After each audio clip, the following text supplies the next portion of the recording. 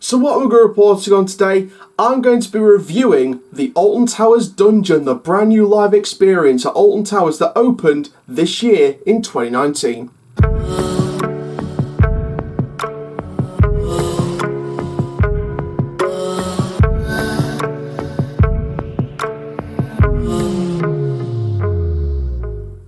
Hello there guys, my name is Coaster Chall, YouTube channel Doncaster born but built for theme park news, and welcome to a Coaster Chall review. Now we haven't done this in a long time. Now we have a lot of reviews lined up to come over the next few weeks, fingers crossed. All pre-recorded, so you don't have to worry about that. There's some, I went to the St Leger Fair, the Donny Race course on the final day of operation of the fair, so before it all packed up and moved away. There's a few ride types in there that I haven't done in a while, and there's one or two rides that I haven't done at all. So there's a couple of new ride types to review, like the Exciter, the Oxygen, not the Booster Oxygen fairground ride, the outside Enterprise kind of ride, and there's a few others as well, Devil Rock, Super Bowl, the classic fair rides, if you know what I mean. Unfortunately the Ghost Train was closed, so I couldn't review that, unfortunately. But so those reviews will be coming over in the next couple of months or over the winter season when the news dies down. We've also got some other reviews from some of the other big attractions to come, like Nemesis as well. So we're still yet to do a review of Nemesis at Alton Towers, so I've saved some of the footage from the vlog. And I'm going to put in some of the off-ride shots that I did as an off-ride video that's on the channel already, so make sure you go check that out. On the off-ride videos, off and on-ride video playlist, and of course the Alton Towers playlist where it already is as well. So there's a lot of stuff still coming over the next couple of months as we go into 2020 very, very soon. But this Coaster Chall review is from the Alton Towers Dungeon. Now, Charlie and the Chocolate Factory was a boat ride that opened in 2006 and it closed for the Towers Loving Care programme and was left SBNO after the Roald Dahl licensing was not renewed, and it actually was removed from the ride, and it sat SBNO behind closed walls in later years. However, Merlin Magic Making was spotted on site in 2018 with no announcements of what could happen. However, it was confirmed going into August that it was going to be called the Alton Towers Dungeon. It would take, and there wasn't confirmation it would take place in Charlie the Chocolate Factory, but with Merlin Magic Making on site, we knew that was what's going to happen. Now we did a video. It was when I was just starting out on this channel, and I was doing like the spoof videos just to make it more entertaining. It was one of the first few videos we did on the channel, which is mad. Go and check it out, it's quite funny, I guess. Just a bit of fun. But I did talk about the Alton Towers Dungeon being announced and my thoughts on it when it was first announced. I can't believe we're nearly a year into that video and it's all up and running and I've tried it out. I was so looking forward to trying this dungeon out, and it did not disappoint at all. Now, of course, there is going to be a change in the way we review these rides. I'm not going to review them in different parts. I'm just going to give them an overall rating out of 10 in terms of balancing out the different things. So we're going to be going through all the different scenes, and we're also going to be sort of going through each individual section of the scenes, what happens. So from this point forward, spoiler alert. If you don't want to hear the spoilers, skip to the last minute or so of the video, minute and a half, 2 minutes, something like that. I'm not too sure. If I've ruined the time limit, don't worry. Just block your ears out if you hear anything in the last 2 minutes that's spoiler related. So for those of you who stick around and have already experienced the attraction and just want to hear my thoughts on it, then here we go. So we start off in the batching area. Now this is when you sort of go through, you paid your tickets, it's £5 online, £7.50 on the day. You sort of wait in this queue line. That's the one thing I'm kind of wishing they did, is make a bit more of a permanent queue line, because it's sort of, on the busier days, from what I saw from pictures from other people's visits, it did overflow. So I do believe that, obviously it's not like the old Charlie queue line, but I do believe that maybe a different kind of queuing system, like a more permanent queuing system, especially with the attraction being so popular. Yes, it may not last for a few years, maybe it will last for a few years, but I do believe that, you know, there needs to be more of a permanent queue line if it's going to overflow in the busier days. So going into that batching area and then going through into the first scene after that indoor queue line. I'm guessing that's why they haven't done like a bigger queue outside as well, because of the fact that they've got the indoor queue line before the photo's taken. The actor in there was brilliant. They sort of go in and say, oh, no talky boxes, no flashy boxes, turn them off, you know, all that kind of thing. Very in character, which is fantastic. Then you sort of go into the first room, which is the judge. There we go. So the Bishop of Stafford, the judge room, the courtroom, as some dungeons call it, like York Dungeon. Their courtroom is fantastic. That's near the end of the experience in there, but this one's right at the start before you get sent down one of the main parts of the experience, which I'll talk about in a little bit. But the judge, very funny, very good acting quality when I visited back in June. This is back in June 2019, so I had to sort of retrap my brain to remember all what happened in the summer with the dungeon experience. Obviously, if I go back down to Scarefest, go back down to Alton Towers for Scarefest this year, I'll definitely be doing the dungeon again, just to see if anything's changed inside and things like that, or anything's been swapped around or anything. So, the judge sort of, made fun of people's towns, and, if you're from there, you're like, guilty! It was very, very funny. So, the bishop sends you all down to the Black River. Now, first of all, I would just say overall summary of the judge room. Very good acting quality, very funny, very good joke making. And then there we go, sends us down, and it's in that old Charlie and the Chocolate Factory boat system where I think is my favourite part of the ride. Now, there is one big negative, which I'm going to talk about in this little mini review of the Black River boat ride. So this is the Black River boat ride. So basically the boats from Charlie have been painted all black and stuff like that, and you sort of sit in it and you're sort of going to go right down the river. One thing I really liked that gave me big sewer vibes, because that's what it is. The Black River boat ride is basically you in a boat system travelling down the sewer into the next room. And basically, I love that. I absolutely loved that room. It was fantastic. And that whole ride experience was fantastic.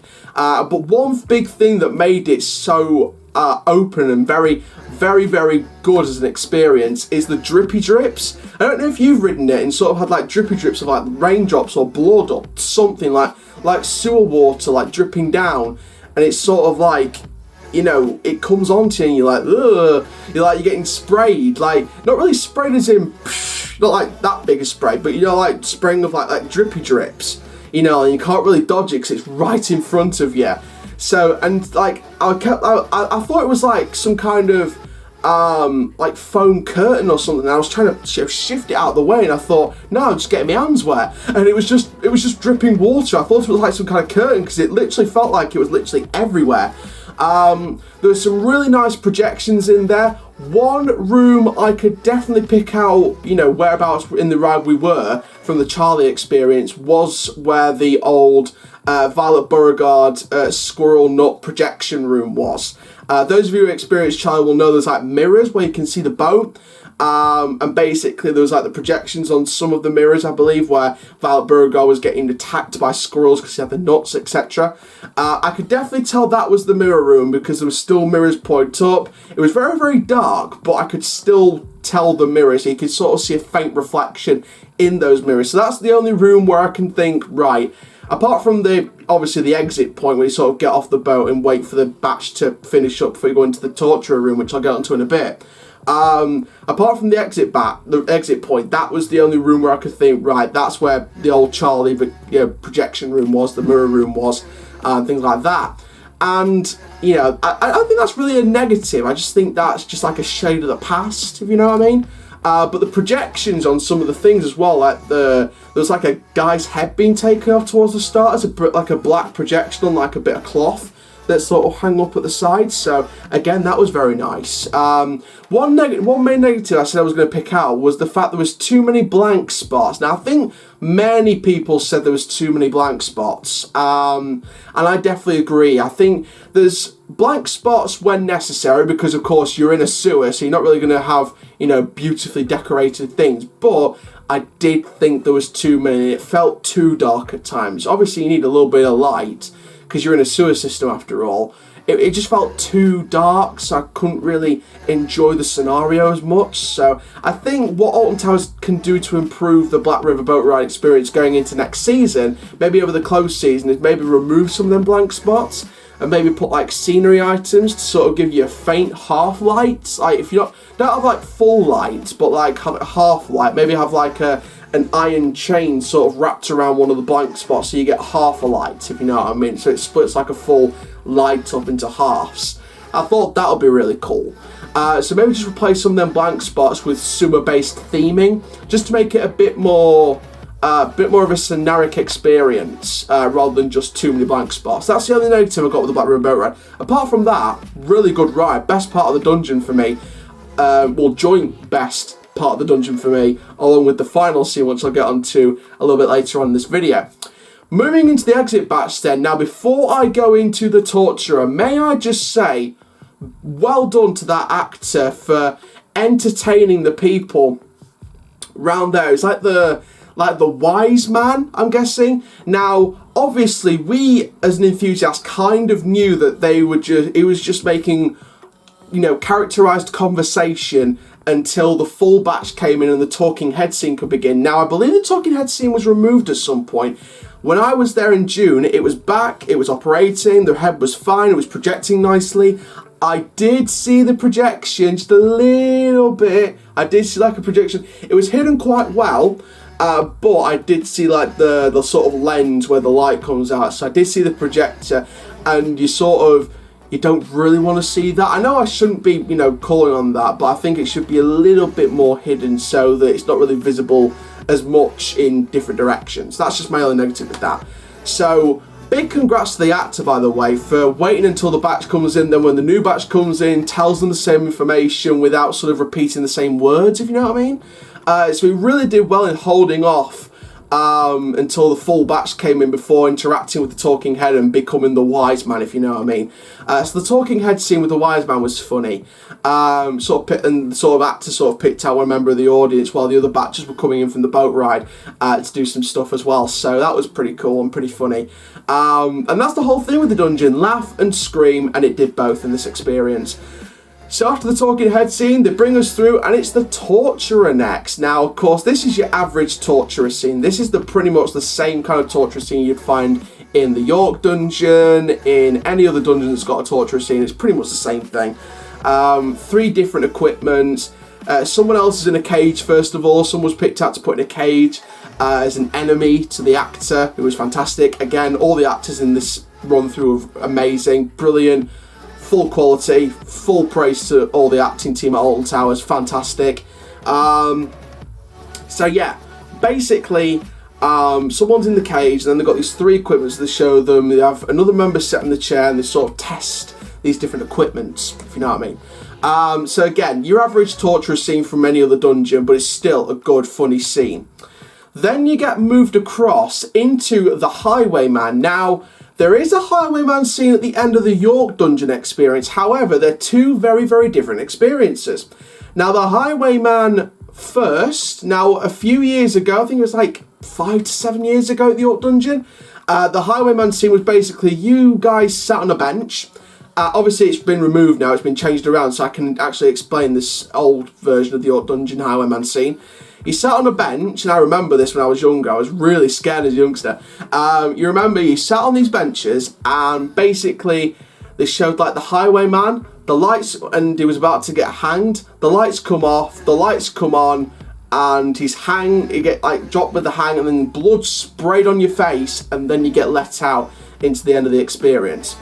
This version at the York dungeon, however, is a carriage simulator where you basically sat in a carriage and basically, you know, you get banged on the carriage, you know, they were looking out to see what was happening, Dick Turpin's on the end of it, and then there's like this big anticlimax music build up, and then the seats, like the benches sort of tilt in a way, not too much because you fall off, but like tilting a little bit just to give you that, you know, weird feeling and stuff like that. So I thought that was pretty cool.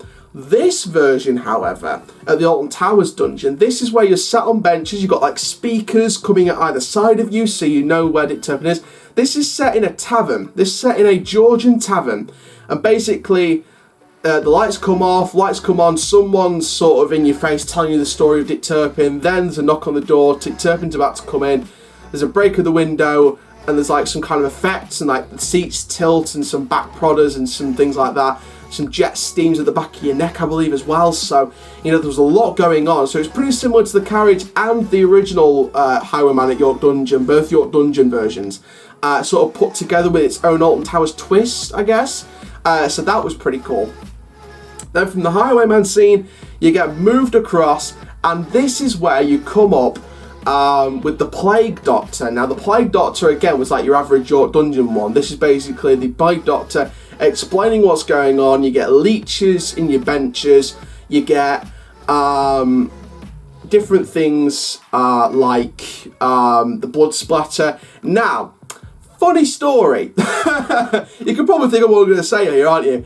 I was chosen to sit in the chair where you get the curtain pulled up you, and yeah, everyone else got sprayed when I was being plastered by a hammer, and I was getting pulled out. They pulled out my bits. It was very funny actually to be part of the experience. It was very, very funny. So I did know. Apparently, someone said to me as I came out of the chair, I was sat next to you and I got blood splattered. So I kind of missed the blood splatter effect on that one. So I hope I didn't get chosen in that scene just to experience how much blood they splatter on you in that scene. But I was sat in the chair. Sort of when they were sort of talking about the different things. So I did miss the leeches on the benches, but I have experienced a dungeon Plague Doctor scene like this in the past, and that is what they do, basically. So after that Plague Doctor scene, you get brought through into the final scene. Now, this is the haunting, and this, I believe, takes inspiration from York Dungeon's new show for this year that opened back in April. You'll have seen the stuff. Make sure you go and watch all the videos I did on that. I did a vlog from the event, from the opening day of the event.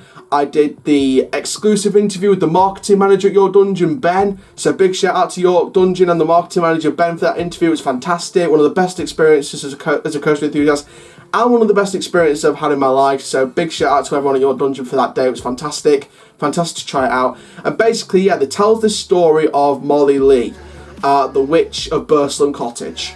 The lights come off, the actor disappears.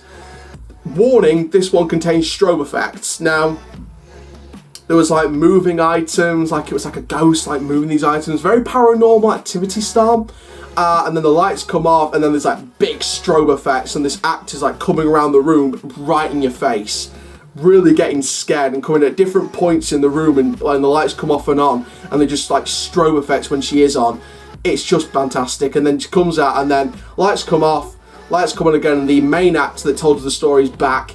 And that's just like the end of the experience. It's like telling you, you've survived your journey into the Alton Towers Dungeon. And I said your dungeon then. You've survived your journey into the Alton Towers Dungeon, please walk this way, etc. And you were led into basically at the end of the experience, where it's like an exit corridor and you're out into the daylight. It feels like the daylight, you don't see the daylight in weeks because it was so dark in that experience. So yeah, overall, it was such a fantastic experience. And Alton Towers, see, this is one of the main things I was worried about with the Alton Towers Dungeon. I was worried they weren't going to put... Now, I know I've got every confidence that Alton Towers can pull off any ride they invest in. This one was the most sceptical I've been for, because Charlie and the Chocolate Factory was a classic childhood classic of mine. I loved Toyland Tours when I was a kid. I loved Charlie when I was a kid. So when I heard that this was replacing that, I was like, oh, I love a dungeon, but I'm a bit sceptical about what we're going to do. Apart from those blank spots in the Black River Boat Ride, and maybe a couple of other blank spots sort of transitioning into the scene, because I think maybe some of the corridors should have been a little bit more themed, like you're in a dungeon rather than just a blank corridor heading into another scene. That's what I felt on a couple of occasions in terms of scene transitions. Apart from that, they pulled this off stupendously well. All I ask is please, please keep up the quality year upon year when this is open. I know we haven't really had an actor-led experience for the main season since Nemesis Subterra closed. Obviously, that was the old ABC Drops Dart Ride, the Drop Tower Dart Ride, that's located in Forbidden Valley, sort of just down the way to Nemesis and Galactica, and the old Ripsaw site and the Blade. So, you know, we haven't had an actor-led experience for the main season, like the full operating summer season, since Nemesis Subterra closed. So, because they had the Phalanx operatives, and, you know, that's now a Scarefest thing with Project 42 and the Phalanx story, and the Nemesis being removed from the story. So that's just a Scarefest thing now. I'm talking actor-led experiences for the main season before Halloween, and even during Halloween, I'm talking about permanent attractions. You know, Furchester Hotel Live, I guess we can call that live experiences, but I'm talking about the Alton Towers Dungeon type of experience, like a real thrill attraction. And this is the first one since Subterra closed, and now closed for good. And I think they pulled it off really, really well. I'm just praying they keep up the quality and they make it better year upon year upon year. Because if they don't, they'll just be one of those forgotten attractions again. Then the building in the next few years might get left alone again for the next couple of years after that. And they'll get filled by another IP, or it could get filled by another milling attraction, midway attraction, or it could get filled by something else. But I'm really, to be fair, at first I was like, I want them to bring a new family water dart ride in when Dungeons finishes. After experiencing the Dungeon, I'm like, if they keep up the quality and sort of improve little bits here and there, maybe this can last. And of course, this is a Milling Entertainment's attraction. So they could keep this attraction for as long as they want. They could keep this in for 10 years if they wanted to.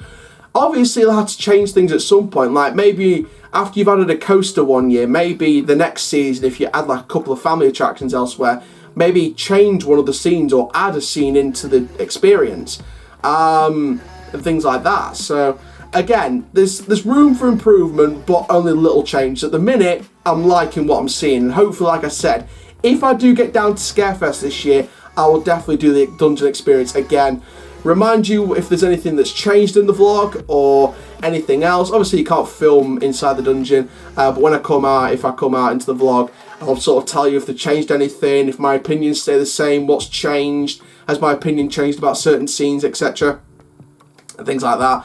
So I'll sort of mention that in the vlog if I do go to Scarefest this year. But for the first run through, I'm going to give that ride out of 10, that experience, out of 10, I'm going to give it a strong 8. I think there's room for improvement, but it's little improvement. Overall, it's a fantastic experience, a fantastic family horror experience, a thrilling family horror experience. And I think now with the rumour that Cloud Cookie Land's being redeveloped into an IP area for next year, I think it will really set the two areas apart, the dungeon sort of mini plaza and the new area. So thank you very much for watching this theme park Coaster Chall review of the Alton Towers Dungeon at Alton Towers Resort. Make sure you like, comment, subscribe and click the notification bell so you never miss a YouTube video. Comment down below your thoughts and your shout outs for tomorrow's video. My name is Coaster Chall, keep living the coaster life, and I'll see you guys in the next video soon. Take care, have an awesome day, my friends.